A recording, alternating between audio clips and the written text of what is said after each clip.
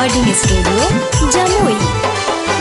कितनो पिलाई होरली से साखी करे न तन को काम है। कितनो पिलाई होरली से साखी करे न तन को काम है। सैया के चीज कामो न करे भतारा खाली नाम है। सैया के चीज कामो न करे भतारा खाली नाम है। चढ़ल जवानी सुना ये साखी होता मोर जियान है।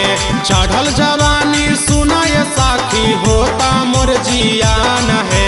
सैया के चीज कामो न करे भतारा खाली नाम है। सैया के चीज कामो न करे भतारा खाली नाम है। भतारा खाली नाम है। भतारा खाली नाम है। सैया के चीज कामो न करे भतारा खाली नाम है। सैया के चीज कामो न करे भतारा खाली नाम है। रातिया के सेजिया पर सैया जब आइले छूके खाली छोड़ देले पूछहु न कइले।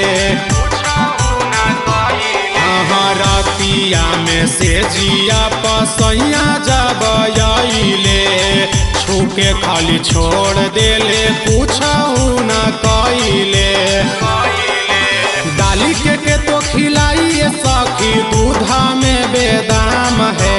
डाली के तो खिलाई सखी दूधा में बेदाम है। सैया के चीज कामो न करे भतारा खाली नाम है।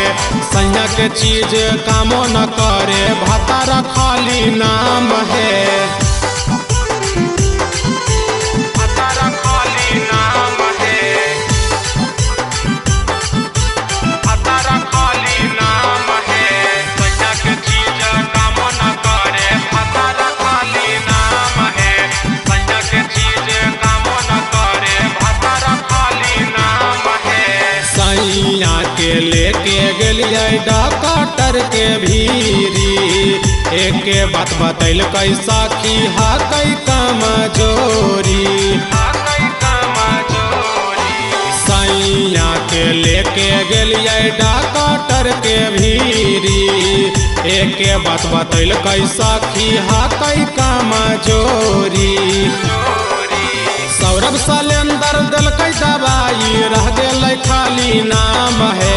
राज सौरभ दिलकै दवाई रह गेल खाली नाम है। सैया के चीज कामो न करे भतारा खाली नाम है। सैया के चीज कामो न करे भतारा खाली नाम है।